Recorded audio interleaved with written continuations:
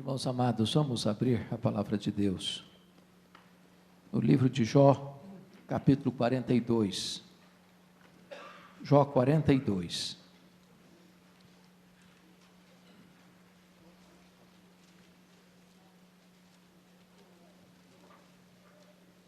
Livro de Jó fica logo antes do livro de Salmos. Capítulo 42.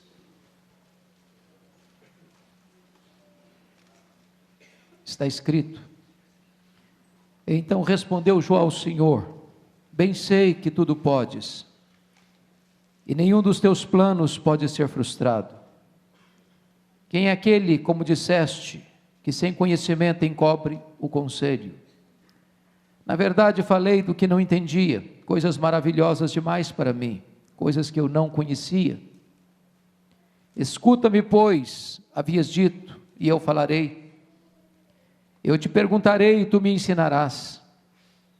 Eu te conhecia só de ouvir, mas agora os meus olhos te veem.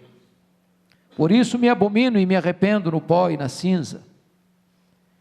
Tendo o Senhor falado estas coisas a Jó, o Senhor disse também a Elifaz, o temanita: A minha ira se acendeu contra ti e contra os teus dois amigos, porque não disseste de mim o que era reto, como o meu servo Jó.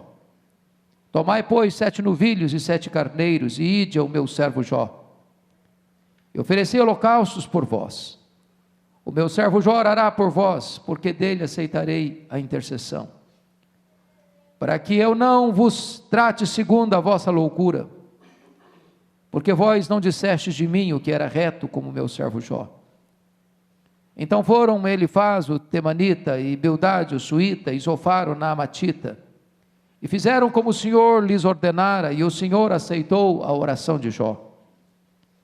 Mudou o Senhor a sorte de Jó quando este orava pelos seus amigos, e o Senhor deu-lhe o dobro de tudo quanto antes possuíra. Então vieram a ele todos os seus irmãos, e todas as suas irmãs, e todos quantos dantes o conheceram, e comeram com ele em sua casa, e se condoeram dele, e o consolaram de todo o mal que o Senhor lhe havia enviado. Cada um lhe deu dinheiro e um anel de ouro. Assim abençoou o Senhor o último estado de Jó mais do que o primeiro, porque veio a ter 14.000 ovelhas, 6.000 camelos, 1.000 juntas de bois e 1.000 jumentas. Também teve outros 7 filhos e 3 filhas. Chamou o nome da primeira Gemima, e o da outra Késia, e o da terceira Queren-Rapuque. Em toda aquela terra não se acharam mulheres tão formosas como as filhas de Jó. E seu pai lhes deu herança entre os seus irmãos. Depois disso viveu Jó 140 anos, e viu a seus filhos, e aos filhos de seus filhos, até a 4ª geração. Então morreu Jó, velho e farto de dias. Amém. Você pode ler comigo a uma só voz o verso 10, por favor? Vamos juntos? Mudou o Senhor a sorte de Jó, quando este orava pelos seus amigos, e o Senhor lhe deu o dobro de tudo quanto antes possuíra. Amém. Meus irmãos, este é um dos livros mais importantes da Bíblia. Essa é uma das histórias mais fascinantes da Bíblia. Talvez nenhum livro da Bíblia retrate com tanta eloquência a grandeza e a soberania de Deus como o livro de Jó. Talvez nenhum livro da Bíblia seja mais consolador em tempo de crise como o livro de Jó. A história deste homem pode ser a sua e a minha história. E o que Deus fez na vida deste homem é o que Deus pode fazer na sua e na minha vida. E vocês se lembram que este homem foi atingido de forma brutal nas 5 áreas mais importantes da vida de um ser humano. A Bíblia diz que ele era um homem rico, ele era o homem mais rico do Oriente. A Bíblia diz que esse homem tinha 10 filhos, que esses filhos eram unidos, que era uma família bonita, que era uma família saudável, que era uma família que sabia celebrar a vida. A Bíblia diz que este homem tinha amigos. amigos que prezavam a ele, que respeitavam a ele. Mas diz a Bíblia que este homem foi alvo de um ataque terrível, implacável de Satanás. E Deus, por sua providência, para manifestar sua glória e para trazer consolo e ensino para você ainda hoje e para mim, permitiu que este homem fosse provado. Porque Satanás levanta uma questão: Jó só serve a Deus por interesse. Jó só serve a Deus porque ele está interessado nas bênçãos de Deus. Jó só serve a Deus porque ele recebe algum benefício disso.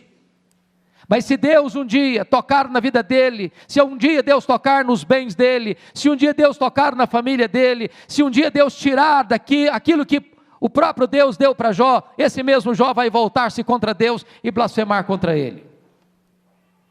E esse homem que era o mais rico do Oriente, por permissão divina, vai à falência. E esse homem que tinha uma família tão bonita, recebe a amarga notícia de que seus 10 filhos morrem num único acidente. E esse homem que era saudável, agora é tomado por uma doença maligna, e o seu corpo vira uma chaga aberta, uma carcaça humana.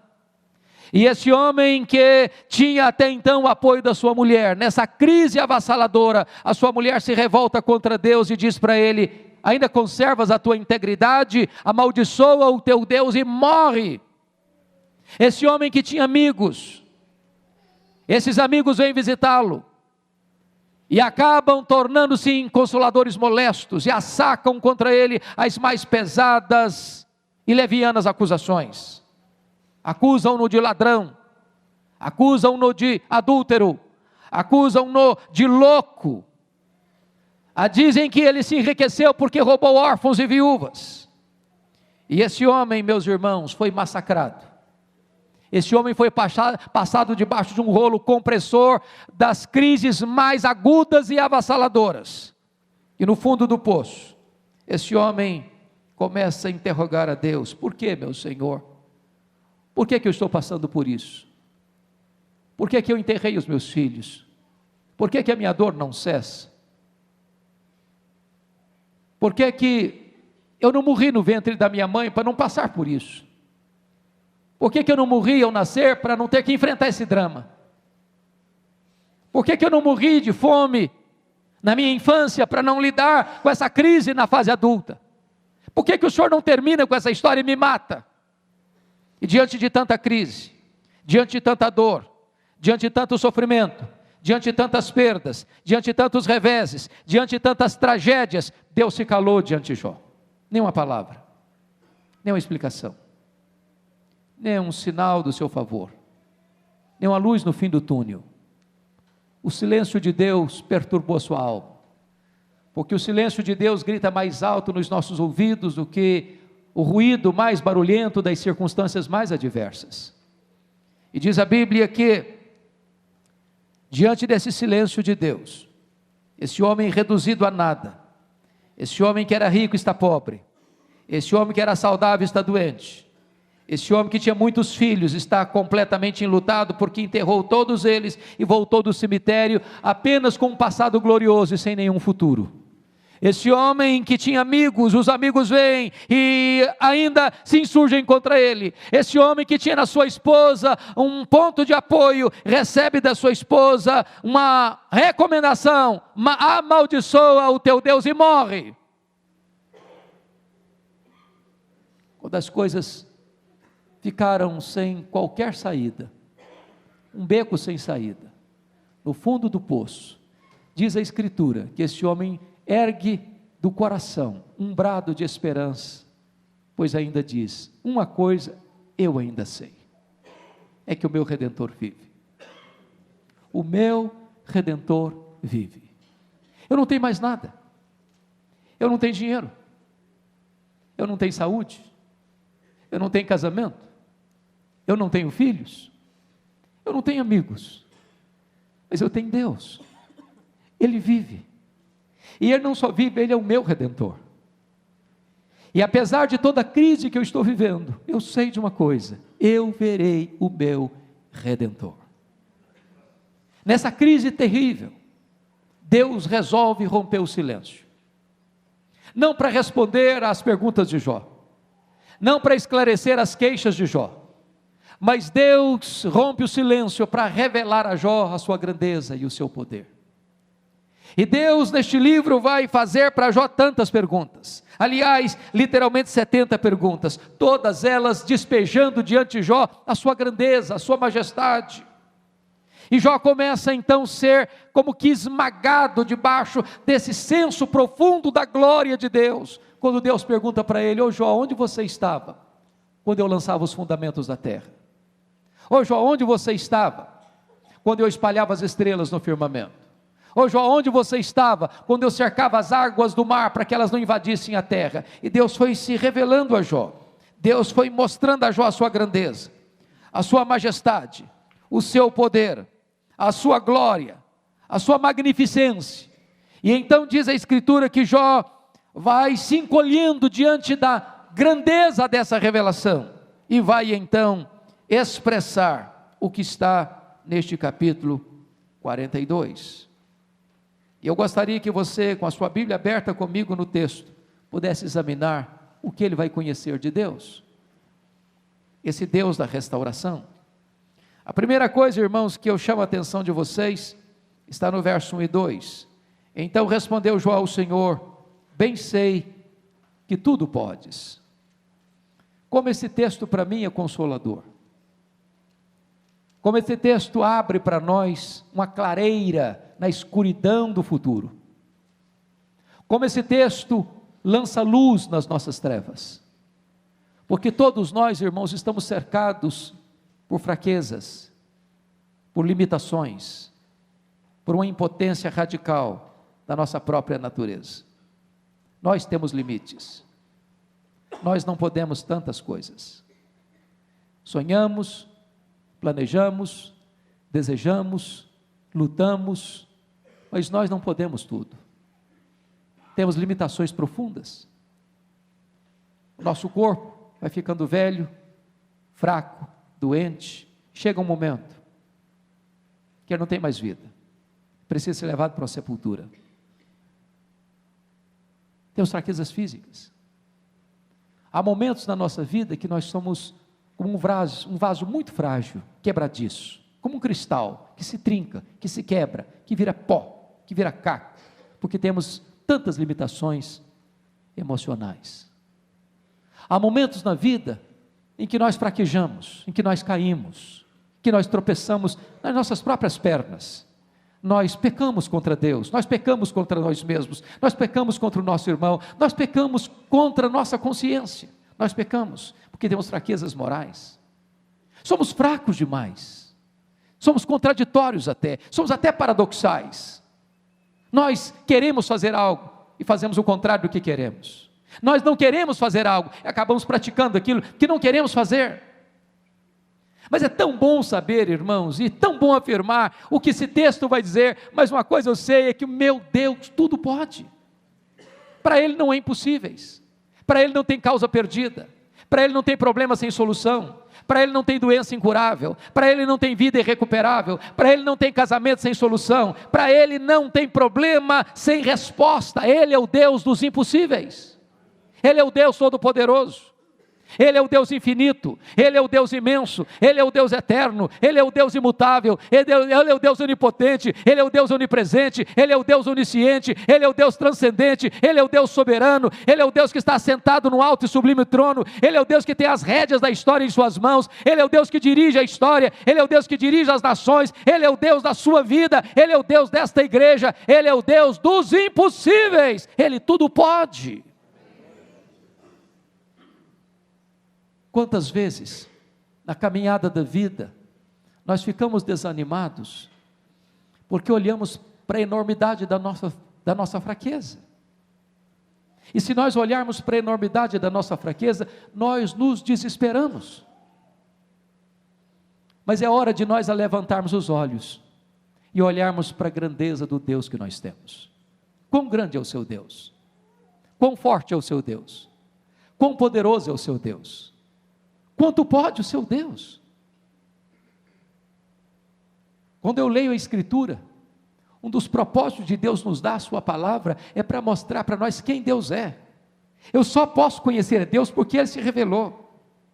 E Ele se revelou na natureza que criou. Os céus proclamam a glória de Deus, o firmamento anuncia as obras das suas mãos. Quanto mais você estuda sobre a criação de Deus, sobre o universo magnífico, majestoso, insondável para nós, mais você sabe que Deus é grande, que Deus é poderoso, que Deus é onipotente. Quanto mais você estuda a sua própria vida, o seu próprio corpo, e vê que máquina fantástica que é o seu corpo, quão intrincado é o seu corpo, quão magnífico é o seu corpo, quão maravilhoso é o seu corpo, você fica encantado com a obra da criação, e você sabe que Deus é grande.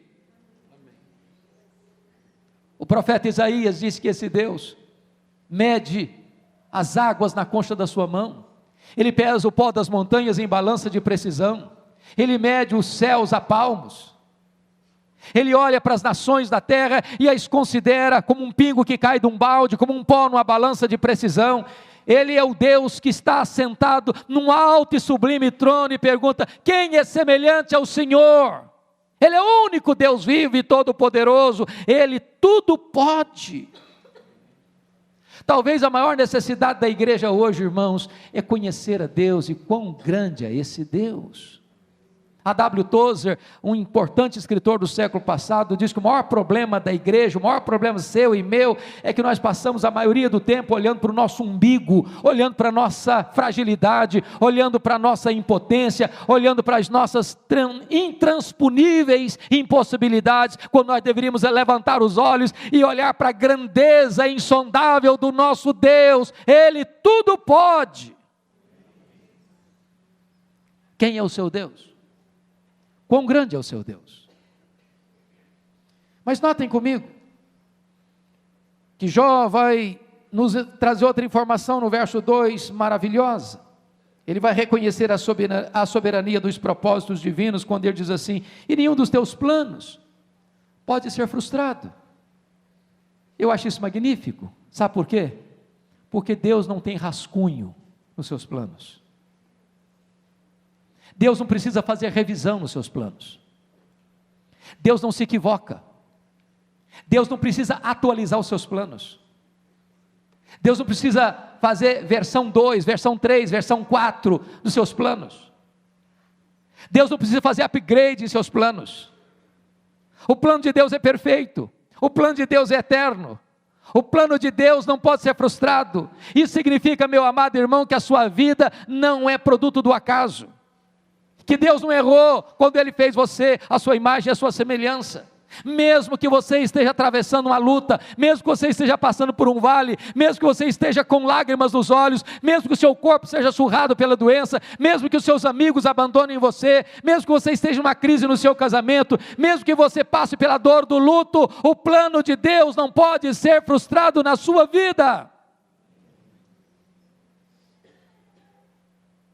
Nós não cremos em acaso. Nós não cremos em sorte, nós não cremos em azar, nós não cremos em determinismo cego, nós cremos que as mãos de Deus dirigem o nosso destino. Nós podemos afirmar com toda a convicção da nossa alma: nós sabemos que todas as coisas cooperam para o bem daqueles que amam a Deus, daqueles que são chamados segundo o seu propósito. Mas notem em terceiro lugar, no verso 3, Jó vai dizer para Deus o seguinte: na verdade eu falei do que eu não entendia, coisas maravilhosas demais para mim, coisas que eu não conhecia. Quando você lê o livro de Jó, você vai descobrir algo magnífico. Nessa saga do seu sofrimento, ele fez 3 coisas. Ele perguntou, ele se queixou e ele se defendeu. O tempo todo, o tempo todo. Você há de concordar comigo que quando a gente sofre, e sofre muito, num drama da vida, ou você se cala, ou você fala.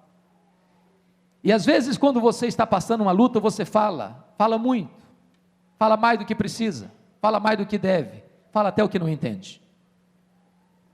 Porque a nossa compreensão é pequena, porque a nossa visão é curta, porque nós não enxergamos além da curva, nós não enxergamos no escuro, nós não vemos o futuro. Então Jó, nas suas queixas, se queixou muito de Deus. Ele levantou aos céus 34 queixas contra Deus. 34 queixas. Ele diz que Deus o massacrou, que Deus fez dele um boneco de pano e cravejou esse boneco com setas,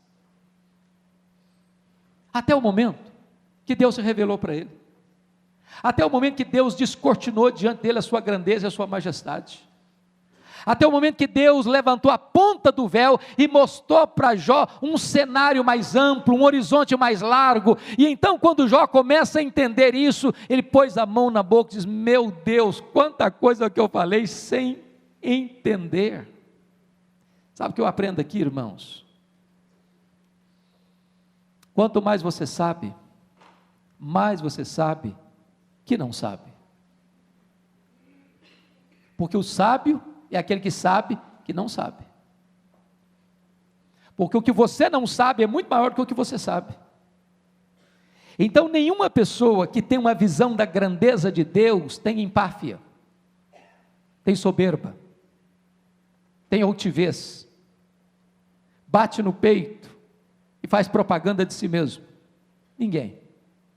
Quanto mais você conhece a Deus, mais humilde você se torna, mais quebrantado você é. Pode ter certeza disso. Quando você encontra uma pessoa que parece que sabe tudo, que arrota em cima de você, muito conhecimento, você está perto de uma pessoa que não sabe quase nada. Quando você encontra uma pessoa que bate palma para ela mesma, que aplaude a ela mesma, pode ter certeza, você está diante de uma pessoa medíocre. Eu fui criado, como vocês bem sabem, na região rural. E naquela região rural, onde a agricultura era bem familiar, ainda é até hoje. Quando você vai para uma roça de milho, que está pronta para a colheita, você sabe muito bem a diferença entre uma espiga boa e um restolho, que só tem sabugo e palha. Uma espiga boa, granada, quando ela está pronta para colher, ela se curva, ela se dobra. Mas o restolho fica empinadinho, não se dobra de jeito nenhum. Quando você encontrar uma pessoa empinadinha, pode ter certeza, só tem sabugo e palha, é restolho. Porque quando você conhece a grandeza de Deus, você se curva, você se humilha, você se dobra, você reconhece quão pequeno você é. A quarta coisa que Jó destaca aqui, irmãos, está no versículo 5, eu chamo a sua atenção para ele. Quando Jó diz assim para Deus: eu te conheci só de ouvir, mas agora os meus olhos te veem. E eu tenho que confessar que esse é um dos textos mais complexos do livro e talvez mais difíceis de interpretar, porque esse texto se contrapõe ao capítulo 1, versículo 8.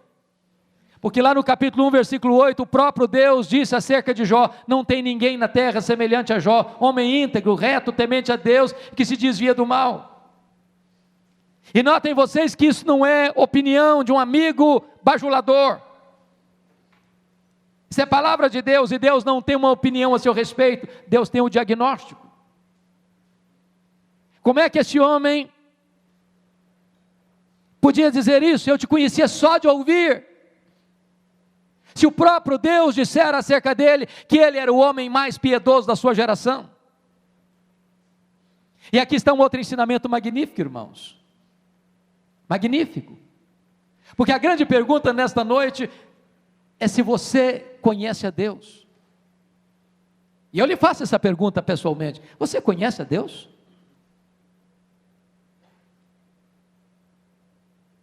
Mas antes de você dar uma resposta, eu vou fazer uma segunda. Quanto você conhece a Deus? Quanto? Porque às vezes nós conhecemos a Deus de ouvir falar. O Deus do nosso pai, o Deus da nossa mãe, o Deus do nosso avô, o Deus da nossa avó, o Deus da nossa igreja, o Deus da nossa denominação, o Deus do nosso amigo. Eu pergunto a você: você conhece a Deus? Que experiência você tem com Ele? Quem Ele é para você? Você já tem provado que esse Deus é real na sua vida, na sua história? Se você olhar a Escritura, está lá em João 17,3, que a própria essência da vida eterna é conhecer a Deus e a Jesus Cristo a quem enviaste. Para sintetizar isso, eu quero dizer para você que conhecer a Deus é a própria essência da salvação, é exatamente isso que significa vida eterna, é exatamente isso que você e eu faremos por toda a eternidade no céu.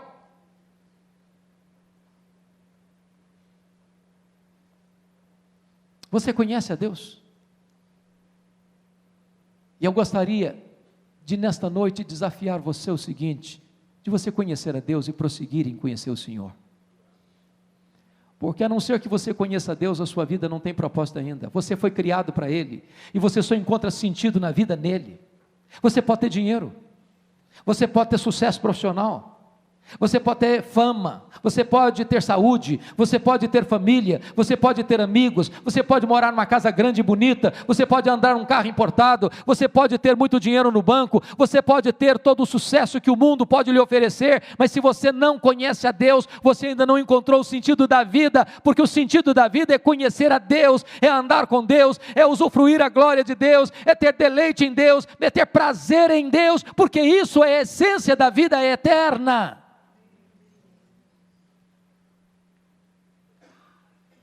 A quinta coisa que Jó vai mostrar para nós, está no versículo 6, confira comigo. Por isso eu me abomino e me arrependo no pó e na cinza. Essa é outra verdade estonteante que Jó nos informa.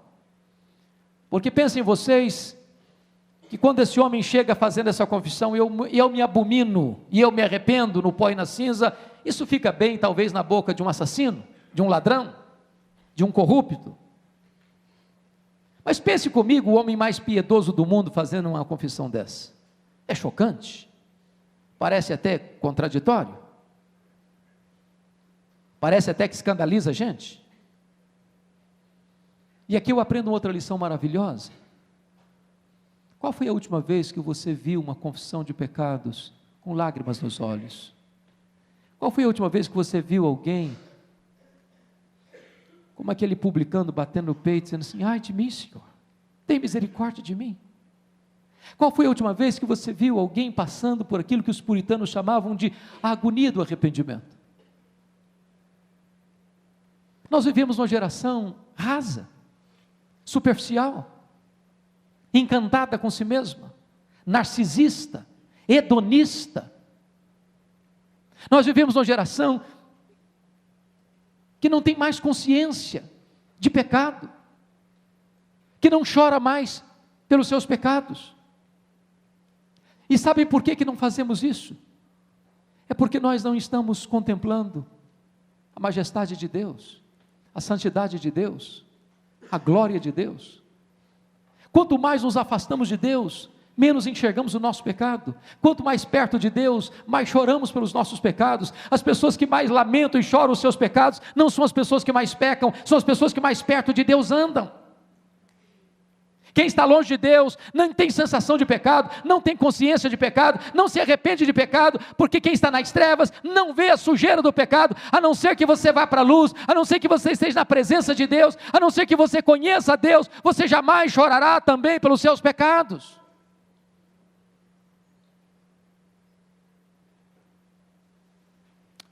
Mas sabe o que eu acho maravilhoso?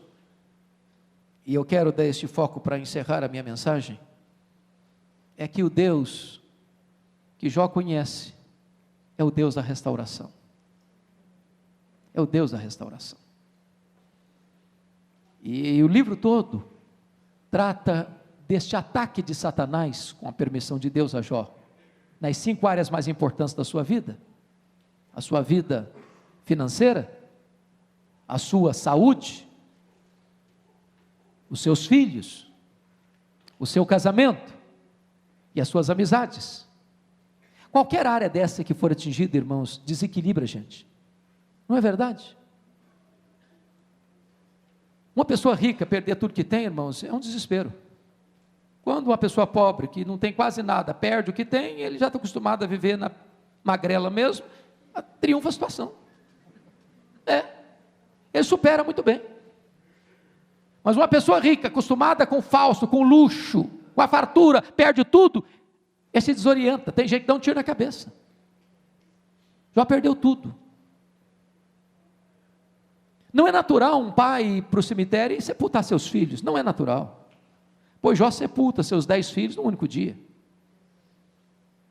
Não é natural um homem, depois de perder os bens e enterrar os filhos, ainda ficar doente, chagado, uma carcaça humana, uma ferida aberta. Não é natural.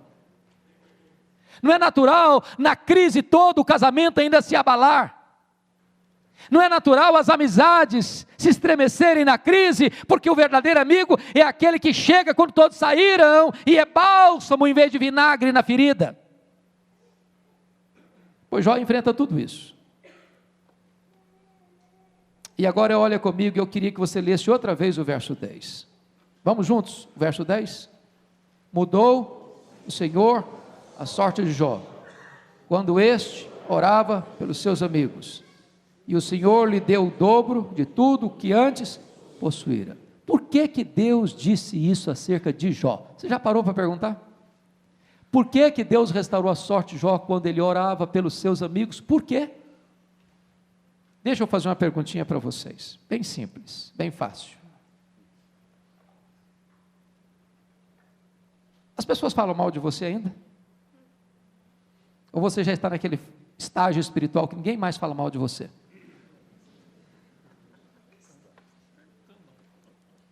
O que você sente quando alguém fala mal de você? Você fica feliz? Você volta para casa assim, pulando de alegria, diz, glória a Deus, estão falando mal de mim, que delícia, é assim que você reage? Eu pergunto a vocês, o que vocês pensam que Jó sentiu quando os amigos dele disseram para ele assim, você é um ladrão, você é louco, cara, Deus matou seus filhos porque você é louco, sabe que você ficou rico? Você é um ladrão, você roubou os órfãos, você roubou os viúvos, você acha que ficou feliz com isso?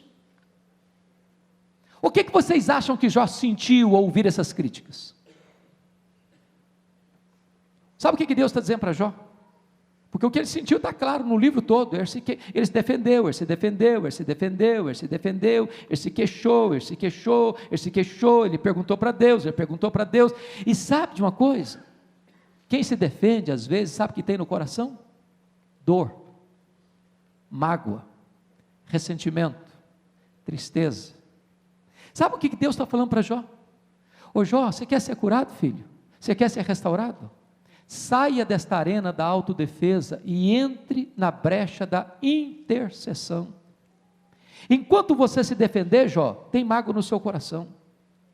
Mas não é possível você orar por alguém e ter mágoa desse alguém ao mesmo tempo. Então Jó esprema o pus da ferida.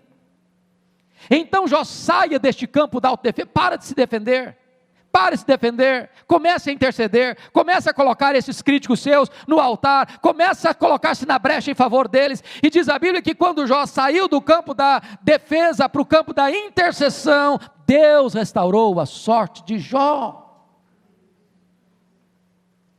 Talvez você que está aqui hoje, tenha sofrido por perdas na sua vida, perdas financeiras, perdas na saúde, perdas por causa do luto, perdas por causa do rompimento de um casamento, ou do estremecimento de um relacionamento conjugal, perdas porque amigos que caminharam com você não caminham mais. Talvez você está aqui machucado, ferido, magoado, com tantos reveses na vida. Deus está dizendo para você nesta noite, pare de se defender, pare de reclamar, pare de murmurar, pare de azedar a sua alma, comece a orar, comece a interceder, até por aqueles que machucaram você. Sabe o que Deus faz? Deus restaura 5 áreas que Satanás tentou destruir na vida de Jó. A primeira área que Deus restaurou, confira comigo aí, versículo 16. Deus restaurou a saúde de Jó. Pois está escrito, depois disso viveu Jó 140 anos, e viu a seus filhos, e os filhos de seus filhos, até a 3ª e 4ª geração. E eu imagino que não deve ter ficado nem cicatriz e nem sequela. E esse homem viveu longos anos, e morreu farto de dias, diríamos hoje, em ditosa velhice. Pois Deus é o Deus que cura. Para Deus não tem doença incurável. A última palavra não é da ciência, a última palavra é do Deus vivo. A segunda área que Deus restaurou está no versículo 12, confira comigo. Deus restaurou a área financeira. Se no capítulo 1, versículo 3, Jó era o homem mais rico do Oriente, ao receber tudo em dobro, ele era duplamente o mais rico. Deus é o Deus da restituição. Ele pode pegar um empresário quebrado e fazer dele um empresário de sucesso. Ele pode pegar alguém que está lá desempregado, passando lutas, recebendo cesta básica e colocá-lo no topo de uma empresa. Ele pode pegar um jovem que acabou de sair da faculdade com um canudo na mão, mas sem emprego, e abrir-lhe uma porta fantástica de trabalho e emprego. Ele é o Deus da restituição. A terceira área que Deus restaurou, confira comigo o versículo 8, foi a área das amizades. E eu acho isso magnífico, sabem por quê? Porque um dia Deus chegou para os amigos de Jó, que acusavam Jó, e disse assim para eles: vocês lembram aquele homem que vocês criticaram? Pois é, aquele homem que vocês criticaram é mais justo que vocês. Vocês vão ter que ir lá nele, para ele orar por vocês, porque a oração que eu vou ouvir para restaurar vocês é a oração daquele homem. E sabe o que Deus está fazendo com Jó aqui? Deus está honrando Jó. E eu aprendo uma lição aqui: você não precisa se defender, você precisa orar, porque quando você anda com Deus, Deus defende você.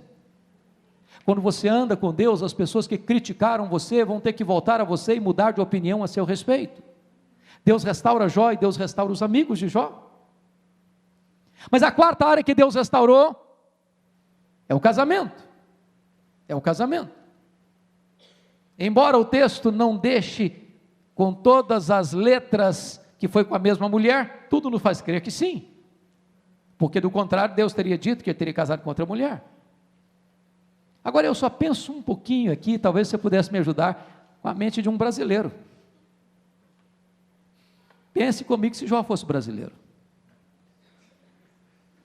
porque na hora que ele estava passando uma magrela, a mulher disse para ele: morre, mas morre logo, já está incomodando.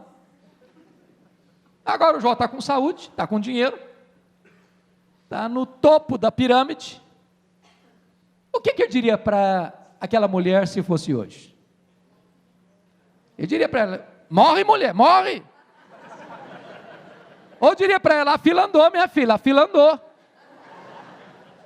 estou noutra. Mas uma coisa que eu acho maravilhosa, sabe qual é? É que Deus não faz a sua obra pela metade. Deus pega os cacos e faz um vaso novo. Deus cura feridas. Deus restaura relacionamentos quebrados. Deus refaz aquilo que o homem desfez. Com Deus sempre tem esperança de restauração.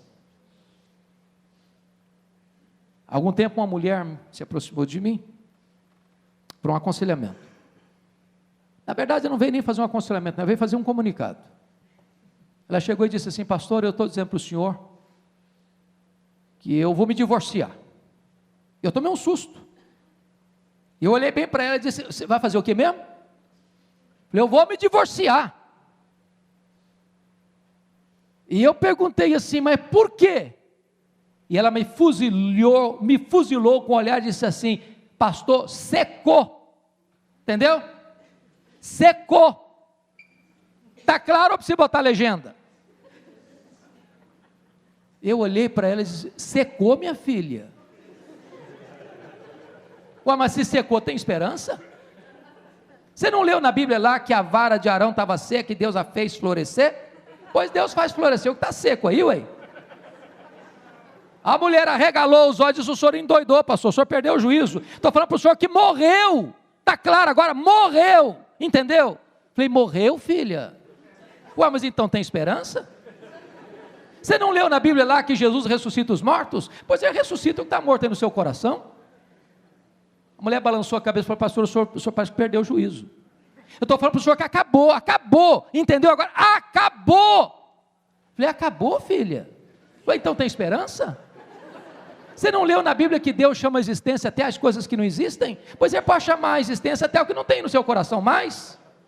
Você vai fazer o seguinte: você não vai divorciar agora não, nós vamos dar um mês, você vai orar comigo, depois você volta para falar comigo.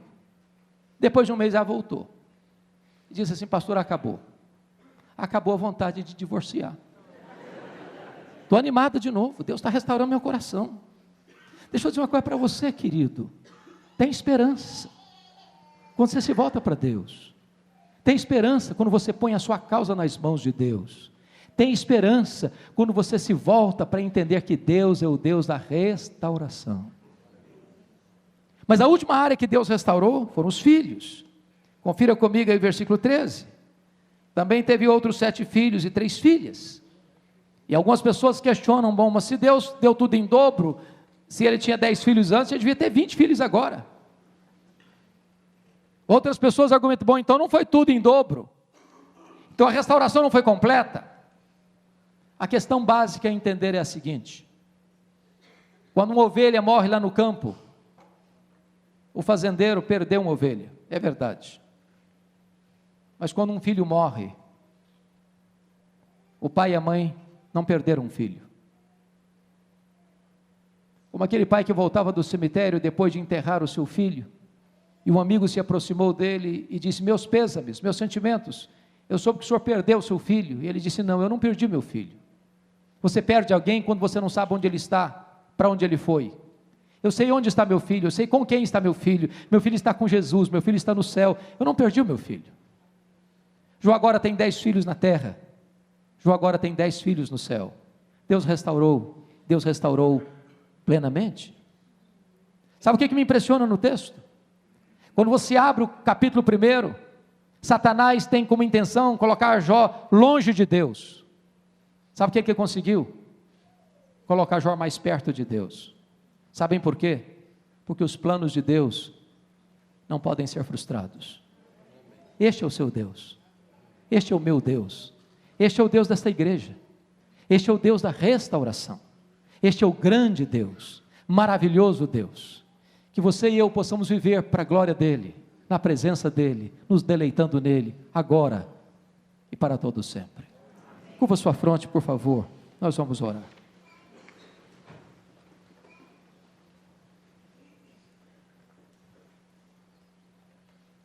Eu não sei como você entrou aqui hoje. Talvez você esteja enfrentando algumas dessas crises. Uma crise financeira. Talvez um problema de saúde. Um diagnóstico até sombrio. Talvez você esteja lidando com uma crise terrível no seu casamento. Talvez você esteja aqui hoje passando uma luta tão grande nos seus relacionamentos, machucado, ferido, porque alguém acusou você, machucou você.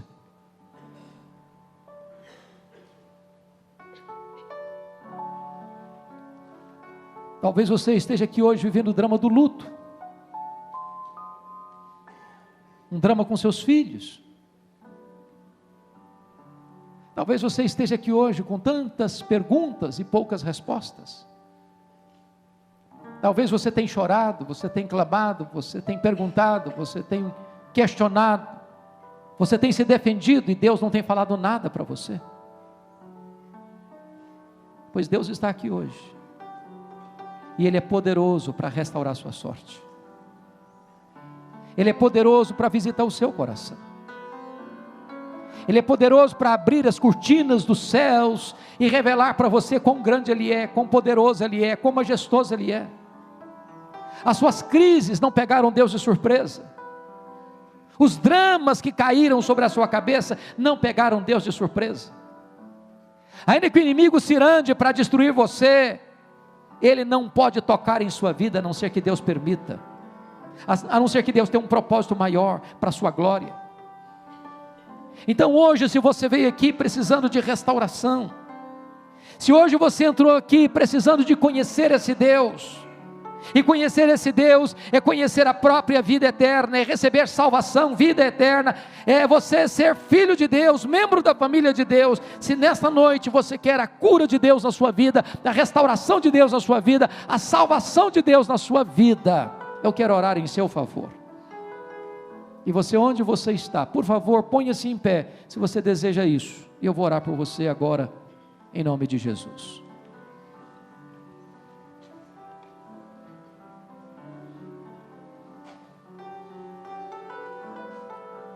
Bendito é o teu nome, Senhor, porque a tua palavra é viva. Bendito é o teu nome, porque tu és o único Deus vivo e verdadeiro, todo-poderoso. Bendito é o teu nome, porque tu és o Deus da restauração. Visita o teu povo nesta noite, Senhor. Aquele que está triste, traz a alegria do céu. Aquele que está angustiado, derrama a paz que excede todo entendimento. Aquele que está enfermo, Senhor, se for do teu agrado, manifesta o poder da tua mão de cura. Aquele que ainda não te conhece como Deus vivo, que nesta noite ele te conheça como Deus pessoal.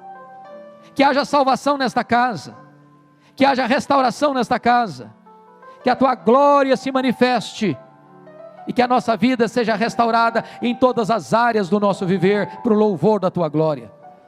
Queremos te conhecer mais de perto, queremos estar mais na tua presença, queremos viver os dias que nos restam ainda na tua presença e para o louvor da tua glória, em nome de Jesus, aleluia, amém.